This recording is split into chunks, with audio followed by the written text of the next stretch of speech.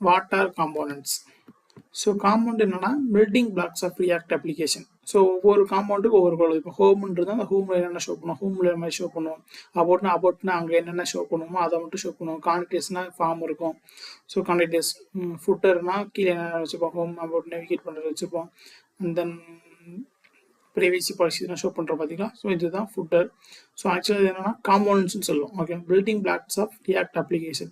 There are like small reusable pieces of UI. So என்ன அப்படின்னா, so ஒரு மொத்த யூஏ, ஸோ ஒரு வெப் பேஜை கிரியேட் பண்ணுறோம் அப்படின்னா, ஸோ ஏகப்பட்ட மல்டிபிள் பேஜஸ் இருக்கும். So example home about contacts, terms and condition, privacy policy. So இந்த மாதிரி மல்டிபிள் பேஜஸ் இருக்கும். ஸோ இதுதான் reusable pieces of UI. So சிம்பிளாக கிரியேட் பண்ணி மொத்தமாக கால் பண்ணுறது மொத்தமாக ஒரு யூஏ நமக்கு கிடைக்குது, ஒரு வெப் பேஜாக நமக்கு கிடைக்குது. Okay, so each component has its own structure of HTML, CSS and then JavaScript. So தனித்தனியா நம்ம எழுதிக்கலாம். ஓகேவா? ஸோ அதான் இங்கே மெயின் பண்ணுறாங்க. Okay, so types of components. So மொத்தம் எத்தனை காம்பவுண்ட்ஸ் இருக்குன்னா 2 டைப்ஸ் இருக்கும். ஒன்று ஃபங்க்ஷனல் காம்பவுண்ட்ஸ். ஸோ இப்போ பார்த்தோம் அப்படின்னா ஸோ ஆஃப்டர் ஜேஸில் ஸோ இப்போ எழுதி பார்த்தீங்களா, இது வந்து ஃபங்க்ஷனல் காம்பவுண்ட்ஸ். இது நான் ஹோமில் எழுதுறேன் அப்படின்னா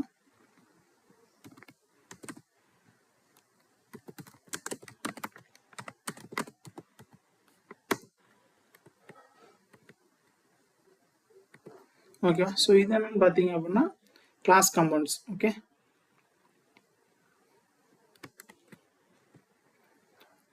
ஓகே.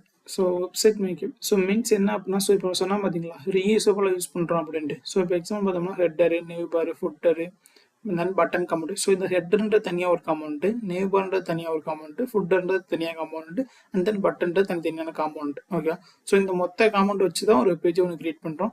ஸோ ரீயூசபிள் மீன்ஸ் என்ன அப்படின்னா, ஸோ ஹெட்டர் இந்த இடத்துல ஷோ பண்ணால் எனக்கு அடுத்த பேஜ் அந்த ஹெட்டர் ஷோ பண்ணணும் அப்படின்னா, ஸோ அந்த காம்பவுண்ட் திரும்பி நான் கால் பண்ணி விட்டுருவேன். ஓகேவா.